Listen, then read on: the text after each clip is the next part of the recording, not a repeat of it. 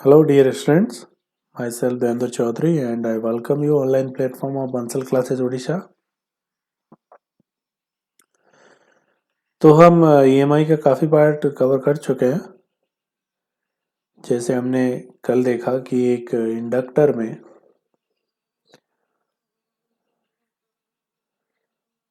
अगर current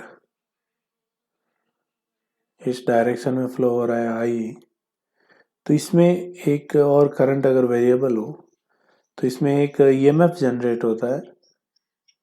EMF E is minus L D I by D T, और ये current की डायरेक्शन में होता है।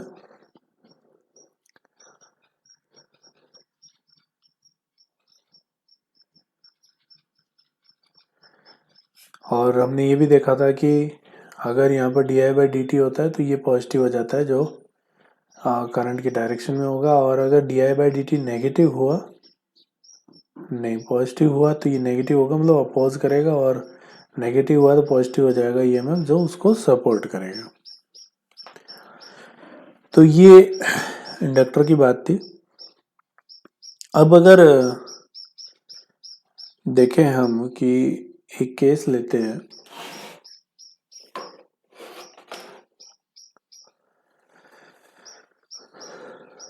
जैसे मान लो ये कोई एक इंडक्टर है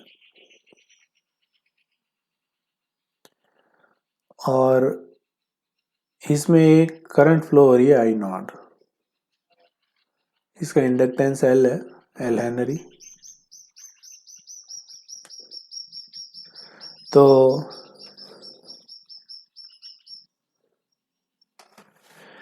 अगर आई नॉट कांस्टेंट हुआ, if I not is constant, तो ईएमएफ कितना जनरेट होगा? 0। कोई ईएमएफ जनरेट नहीं होगा। बट अगर हम देखें कि इसको हमने बैटरी से कनेक्ट किया और फिर आई नोट करंट इसमें फ्लो होने लगा, तो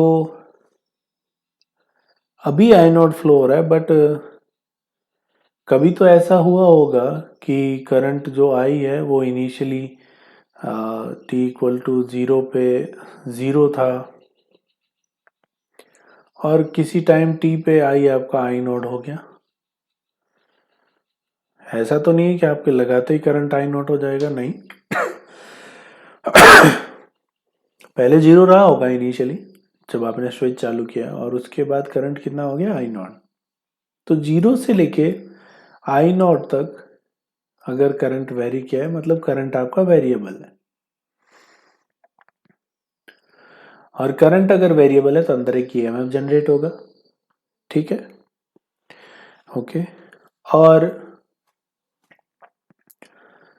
तो ईएमएफ जनरेट होगा, और वो ईएमएफ कैसा जनरेट होगा? करंट की डायरेक्शन में इस प्रकार से कितना जनरेट होगा? Minus L D I by D T किसी भी टाइम टी पे, जब करंट आपकी उसमें स्मॉल आई है और स्मॉल आई चेंज होती जा रही है, फाइनली उसको आई नॉट होना है। और अभी हम इंक्रीजिंग केस ले रहे हैं कि करंट आपकी 0 से आई नॉट तक इंक्रीज हुई है, तो D I by D T is positive. So E M F हो जाएगा आपका minus L into D I by D T. तो माइनस साइन यहाँ पे शो कर रहा है कि आपका ई एम एफ ऐसा नहीं बल्कि अपोजिट होगा कुछ इस प्रकार से, है ना। तो इधर ईएमएफ जनरेट होगा, और कितना जनरेट होगा? L into D I by D T. Minus sign को हमने कॉम्प्रोमाइज कर लिया यहाँ पे। तब सोचो आपकी इस इंडक्टर में इस प्रकार से ईएमएफ जनरेट हो रहा है,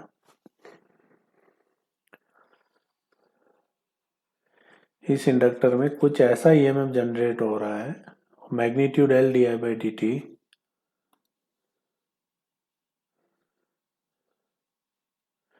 और फिर आप इधर से करंट आई फ्लो करवा रहे हैं उसमें, तो क्या ऐसा नहीं हो रहा है कि ये एक बैटरी है जिसका EMF L D I by D T है, और उसमें आप करंट फ्लो करवा रहे हैं, तो ये बैटरी कुछ चार्ज हो रही है। तो यहाँ पर बैटरी चार्ज हो रही है, इसका मतलब बैटरी कुछ एनर्जी कंज्यूम कर रही है, बैटरी कुछ एनर्जी स्टोर कर रही है ना। तो बेसिकली ये ईएमएफ जिसको आप बैटरी से रिप्रेजेंट कर रहे हैं, ये यहाँ पे एनर्जी स्टोर कर रहा है या फिर ये इंडक्टर जो है वो एनर्जी स्टोर कर रहा है। अब कितनी एनर्जी स्टोर करेगा हम वो देखते हैं। तो पहले करंट जीरो था, फाइनल करंट आई नोट है और करंट आपका जीरो से आई नोट हुआ है। तो हम किसी टाइम टी पे देखते हैं, किसी टाइम टी पे उसमें मान लो करंट आई फ्लो हो रहा है और उस समय ईएमएफ है L D I by D T. तो इसकी पावर क्या हो गई, पावर मतलब D by D T, rate of change of energy. Power हो गई आपकी v इंटू आई, और v कितना है यहाँ पे, ईएमएफ ई के बराबर L D I by D T into I equal to D by D T. So यहाँ से D T cancelled out and we get that D E is equal to L I into D I. तो इसको अगर मैं integrate करूं, जब time zero था तो करंट जीरो थी और किसी टाइम टी पे करंट उसमें मान लेते हैं कि आई है। तो ये इंटीग्रेशन हमें क्या देगा कि energy total equal to L I का integration I square by two, तो half L I square. So किसी इंडक्टर में किसी टाइम टी पे इतनी एनर्जी स्टोर होती है half L I square, where I is current in the inductor at that time. तो इसको आप याद रखेंगे।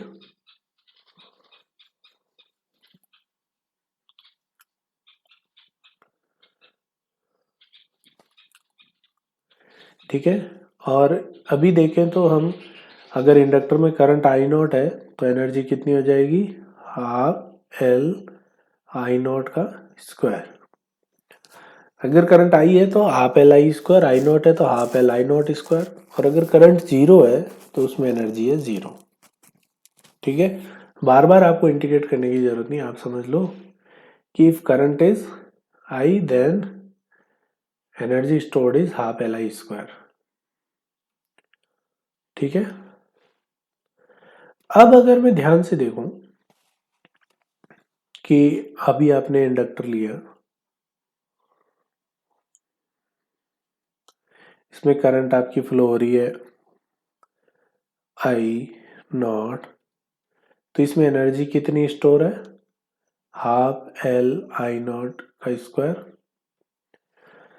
और एल क्या होता है, इंडक्टेंस, इंडक्टर का क्या होता है, मतलब एक रियोस्टेट का या फिर लॉन्ग सोलेनोइड का एल होता है आपका mu naught N square into volume V. So into I naught square.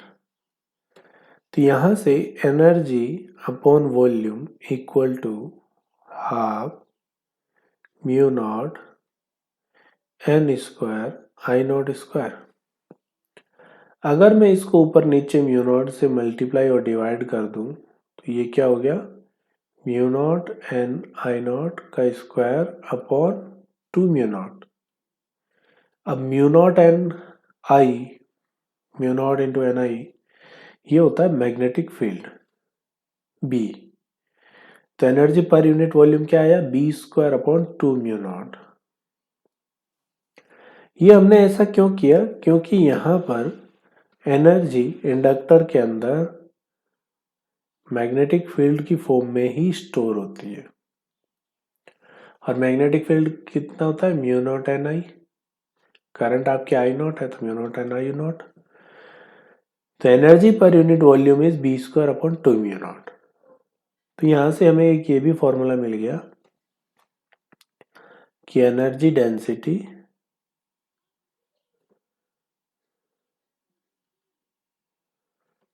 बराबर energy per unit volume equal to B square upon two mu not.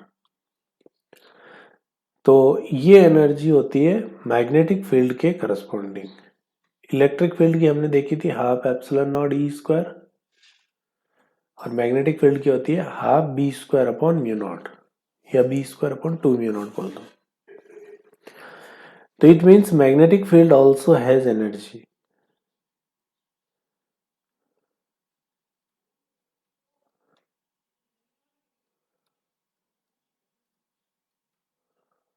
ठीक है, तो मैग्नेटिक फील्ड की भी अपनी एक एनर्जी होती है। तो इसी फंडे से आप क्लियर कर लें एक बार चीज़ों को। सबसे पहले हमने एक इंडक्टर लिया, और इंडक्टर में हम जानते हैं कि EMF minus L D I by D T होता है, जो कि करंट की डायरेक्शन में होता है।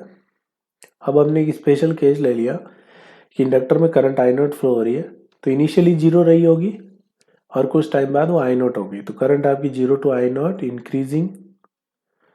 और करंट अगर इंक्रीज हो रही है तो D I by D T will be positive, and minus L D I by D T मतलब EMF नेगेटिव होगा, मतलब इस करंट के अपोजिट होगा। अब करंट के अपोजिट अगर ऐसे बैटरी है तो बैटरी यहाँ पे चार्ज होगी, तो बैटरी कितनी एनर्जी स्टोर करेगी, D by D T is V I, V I is power. तो उसको हमने इंटीग्रेट किया तो हमें मिला half L I square is energy stored in inductor, और यहां से हमने एल की वैल्यू पुट की तो हमें मिला energy per unit volume is B square upon 2 mu naught. इसका मतलब मैग्नेटिक फील्ड भी एनर्जी पजेस करता है। अब इस पे एक क्वेश्चन करें कि जैसे मान लो आपको मैं एक क्वेश्चन देता हूँ कि ये एक इन्फिनिट वायर है,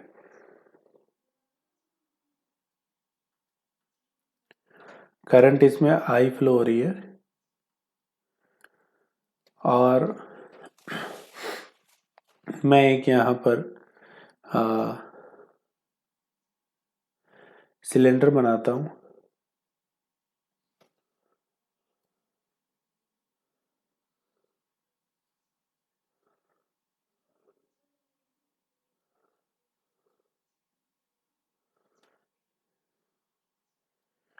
ये इनर रेडियस है सिलेंडर की, और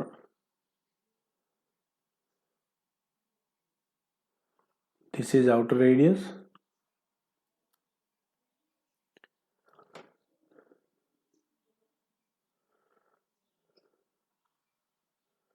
inner radius is capital R और आउटर रेडियस इज 2r। ठीक है, और इसकी लेंथ l है। आपको बताना है कि फाइंड एनर्जी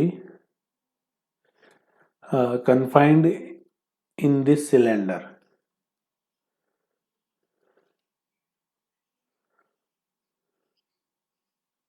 इस सिलेंडर में कितनी एनर्जी कन्फाइंड है, तो ये आपको बताना है।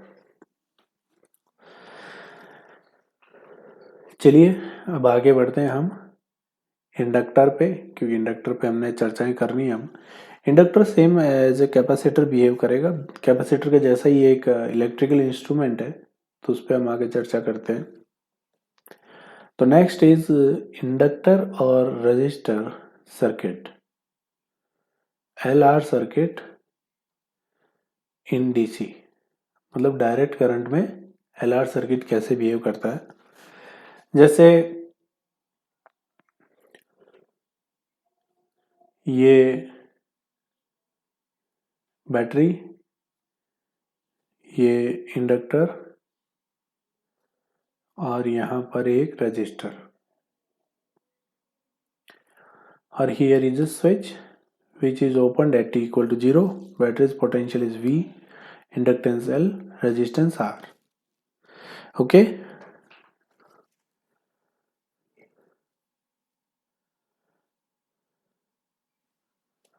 अब इसमें अगर मैं इसको क्लोज कर दूं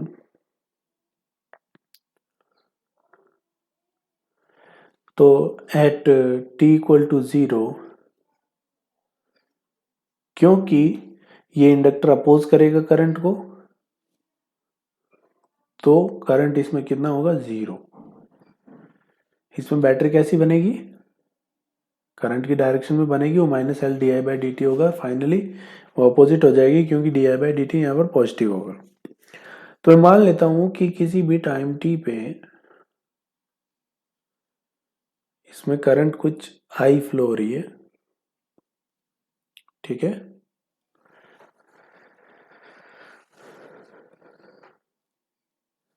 और करंट की डायरेक्शन में यहाँ पर potential difference minus L D I by D T current की डायरेक्शन में, और यहाँ potential difference minus I are क्योंकि रजिस्टर में करंट की डायरेक्शन में घटता है। और अगर मैं इसमें केवीएल लगाऊं इस डायरेक्शन, इस लूप में,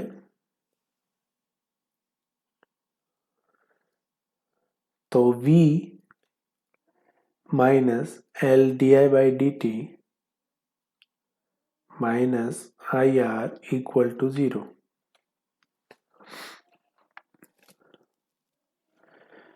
so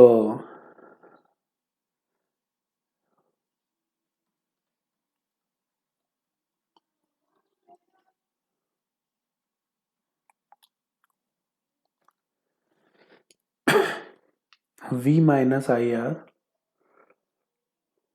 equal to L D I by D T, I R V minus I R को नीचे ले आए, डी टी को इधर ले आए, तो 1 upon L into D T equal to D I upon V minus I R. अब आप इसको इंटीग्रेट कर लें तो आपको किसी टाइम t पे करंट मिल जाएगी इस इंडक्टर और रेजिस्टेंस सर्किट में। तो t इक्वल टू 0 पे करंट 0 होगी क्योंकि इंडक्टर अपोज करता है करंट को, because inductor opposes the change in current. Current में जो भी चेंज होगा उसको क्या करेगा, वो अपोज करेगा। मतलब अगर करंट बढ़ रही है, जैसे मान लो ये इंडक्टर है, आप जब फॉर्मूला या फिर डेरिवेशन करेंगे तो करंट की direction minus L D I by D T रखेंगे, this will be better. But एक समझें अगर कि अगर इसमें करंट इंक्रीज हो रहा है सो इसमें ईएमएफ आपका ऐसा जनरेट होगा। क्यों, क्योंकि ईएमएफ होगा minus L into D I by D T, D I by D T is positive then EMF is negative, और हम कहते हैं ये ईएमएफ करंट की डायरेक्शन में होता है। तो माइनस साइन शो कर रहा है कि ये अब अपोजिट होगा L D I by D T. और जब करंट डिक्रीज करेगा तो ये ईएमएफ ऐसा होगा, तो वो डिक्रीज भी होने नहीं देगा। तो करंट के चेंज को हमेशा अपोज करता है इंडक्टर। सो इंटीग्रेट करें यहाँ पे, और किसी टाइम t पे करंट है लेट से I, तो t by L equal to, इसको इंटीग्रेट करेंगे तो ln v minus I R, और I के साथ जो मल्टीप्लाई में उल्टा होके बाहर आ जाएगा तो उल्टा होके आएगा माइनस आर, और लिमिट 0 टू I। तो minus R T by L equal to ln v upon v minus I R upon v। Exponential log हटा लें तो v minus I R equal to v into E की power minus R T by L, और यहाँ से आपको i मिल जाएगा कि i क्या होगा, v बाई आर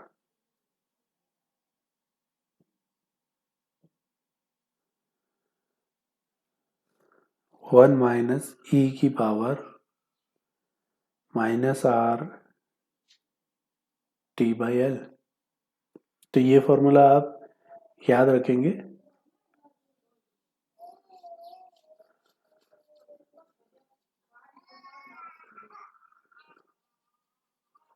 ओके, तो ये देखो कुछ न कुछ आपको कैपेसिटर जैसा ही नजर आ रहा होगा यहाँ पे।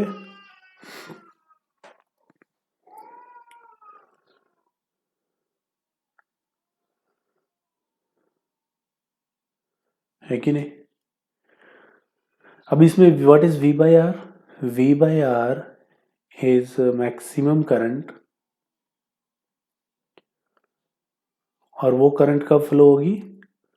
Eight t tends to infinity. जब टाइम इन्फिनिटी हो जाएगा तो मैक्सिमम करंट फ्लो होगी V बाई आर। ठीक है, तो जैसे ये इंडक्टर, रजिस्टर और ये बैटरी, अगर टाइम इन्फानाइट हो चुका है तो इसमें करंट कितनी है? यहाँ पर करंट फ्लो हो रही है V बाई आर, मतलब मैक्सिमम करंट। अब V by R current flow हो रही है, मतलब क्या हो गया कि ये आपका जो इंडक्टर है ये किसकी तरह बिहेव कर रहा है? अब ये अपोज नहीं कर रहा है, इसका EMF अब 0 है। V बाई आर एक कांस्टेंट करंट जब फ्लो होगी तो ये इसमें कोई EMF जनरेट नहीं होगा, तो ये किसकी तरह बिहेव करेगा? As a plain wire. तो t टेंस टू इन्फिनिटी में replace inductor as a plain wire, और t अगर 0 है तो करंट कितना है? 0। तो इंडक्टर किसकी तरह बिहेव करेगा? Inductor as a open circuit. तो ये आप देख सकते हैं कि कैपेसिटर में उल्टा था। कैपेसिटर में t इक्वल टू 0 पे कैपेसिटर प्लेन वायर की तरह बिहेव करता है, और t इन्फिनिटी पे उसमें क्या हो जाता है? करंट 0 हो जाता है, तो वो ओपन सर्किट की तरह बिहेव करता है। लेकिन इसमें उल्टा है, t 0 पे ये खुला सर्किट होता है, करंट फ्लो नहीं होती, और t इन्फिनिटी पे जब करंट कांस्टेंट हो जाती है, अब मैक्सिमम करंट आ जाती है, उसके बाद ये अपोज नहीं करता, तो एक प्लेन वायर की तरह ये बिहेव करता है। अब अगर इसका कर्व बनाए हम करंट का,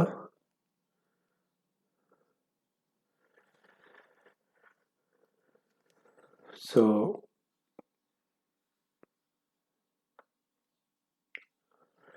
आप देख सकते हैं कैसा है, माइनस ऑफ ई की पावर माइनस एक्स। अगर आई को मैं वाई पे ले लूं, टाइम को एक्स पे ले लूं, तो कैसा ग्राफ बनेगा? कुछ ऐसा। जब टाइम इन्फिनिटी हो जाएगा तब करंट कितना हो जाएगा? मैक्सिमम। और आई मैक्स कैसे निकालेंगे हम? इंडक्टर को प्लेन वायर से रिप्लेस करके। इस केस में हमारा V बाई आर है, बट जरूरी नहीं है हमेशा V बाई आर ही हो। ठीक है, और यहां पर अब टाइम कांस्टेंट कितना है? Time constant is R by L. ठीक है,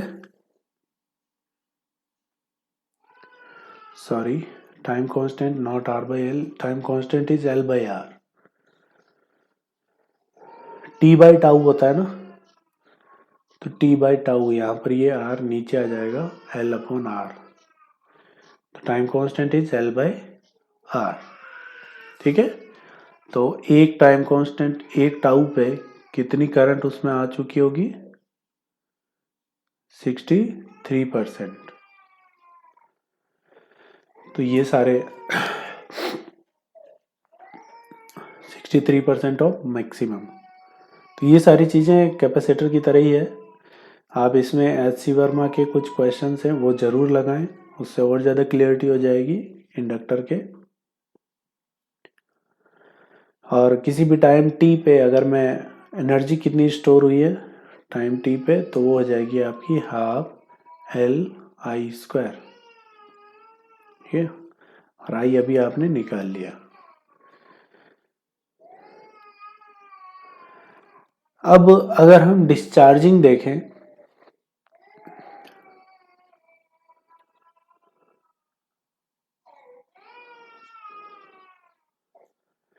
अगर इंडक्टर डिस्चार्ज हो रहा है, डिस्चार्ज कब होगा? कि जब आपने इसको चार्ज कर लिया, मतलब इसमें एक maximum current V by R, जिसको माई मैक्स कह रहे हैं, वो फ्लो होने लग गई। और उसको बाद आपने बैटरी हटा ली और उसको सीधा इसी रेजिस्टेंस में कनेक्ट कर लिया। ऐसे बैटरी आपने हटा दी, तो इसमें t इक्वल टू 0 पे maximum current I not flow हो रही थी और फाइनली इन्फिनिट टाइम पे 0 हो जाएगी। और इसमें max initial current I not थी, ये रेजिस्टेंस R, इसका इंडक्टेंस L। अब किसी भी टाइम t पे क्योंकि पहले करंट ऐसे फ्लो हो रही थी तो अभी भी ऐसे ही फ्लो होगी और वो डिक्रीज हो रही है, तो वो ये इंडक्टर क्या करेगा, बैटरी आता ही हटाते ही क्या हो जाएगा, करंट जीरो होने की चाहे कोशिश करेगा, लेकिन इंडक्टर अपोज करेगा, जीरो होने नहीं देगा। तो वो इस करंट को बनाए रखेगा कुछ देर के लिए। तो किसी भी टाइम t पे मान लो इसमें I करंट फ्लो हो रही है, तो अब किसी टाइम t पे हम KVL लगाते हैं। सो यहाँ पर पोटेंशियल डिफरेंस करंट की डायरेक्शन में -L di/dt और यहाँ पर -IR इक्वल टू 0।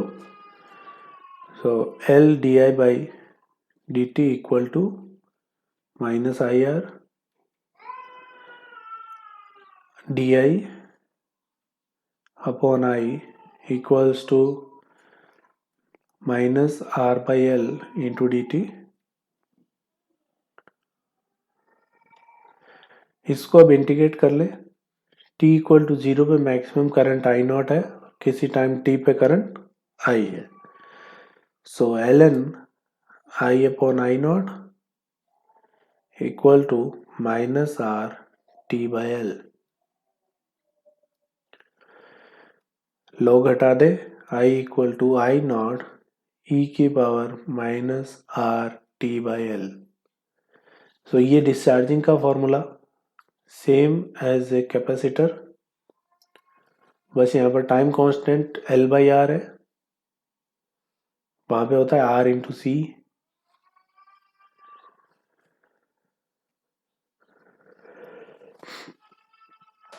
तो इसका भी अगर ग्राफ बनाए तो कैसा ग्राफ बनेगा, करंट एंड टाइम का ग्राफ एक्सपोनेंशियली डिक्रीज करेगा, t इक्वल टू 0 पे I नॉट करंट और इन्फिनिटी पे 0। और यहाँ पर भी टाइम कांस्टेंट, अब R को नीचे ले आए तो I equal to I naught e की पावर -t/टाउ, tau is L upon R। Okay,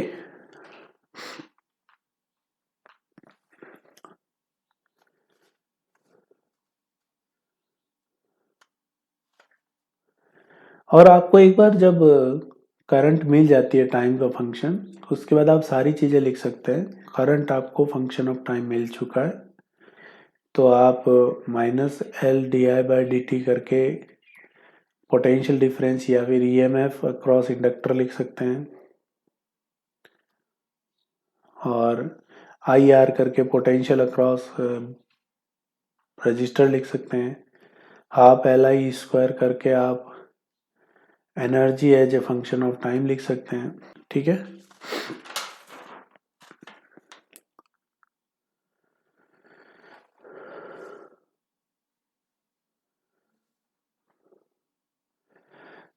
इसके काफ़ी क्वेश्चन हैं HC वर्मा में, आप वहाँ से इसको अच्छे से पढ़ें और इसको सॉल्व करें।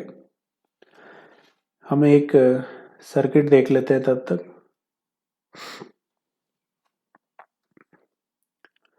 मान लो कि यहाँ एक रजिस्टर और यहाँ ये इंडक्टर और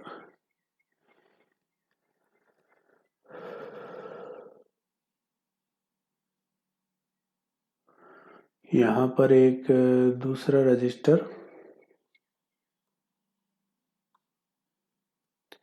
ये resistance R1, R2, inductance L और ये बैटरी।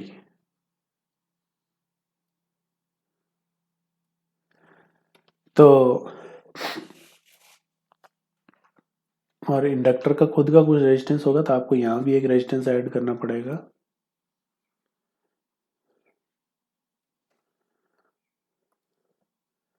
तो यहाँ पर भी एक रेजिस्टेंस है एंड देन इंडक्टर। ओके, तो इसका resistance R3, this is L, battery V। तो find current at time t। तो इसमें इसको आप जब सॉल्व करेंगे KVL लगा के तो कुछ कुछ चीज़ें वैसे ही निकलेगी जैसे कैपेसिटर में निकला था। सबसे पहले आप फाइंड करेंगे कि इसमें मैक्सिमम करंट कितनी होगी। ठीक है, आई मैक्स कब होगा, at t tends to infinity, और उस समय हम इंडक्टर को प्लेन वायर से रिप्लेस कर देंगे। तो यहाँ पर अगर इसको प्लेन वायर से रिप्लेस करते हैं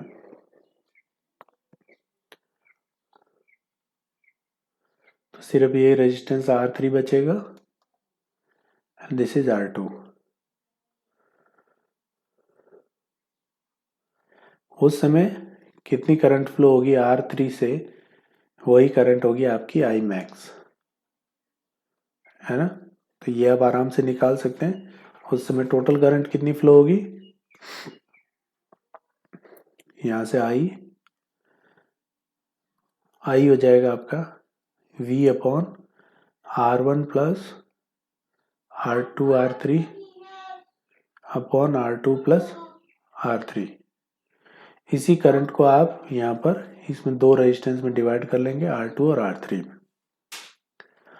V मैक्स निकलने के, आई मैक्स निकलने के बाद दूसरी चीज आती है आपकी टाइम कांस्टेंट। तो टाइम कांस्टेंट के लिए वही सब फंडे हैं, आप replace battery with a plain wire and find R equivalent across inductor।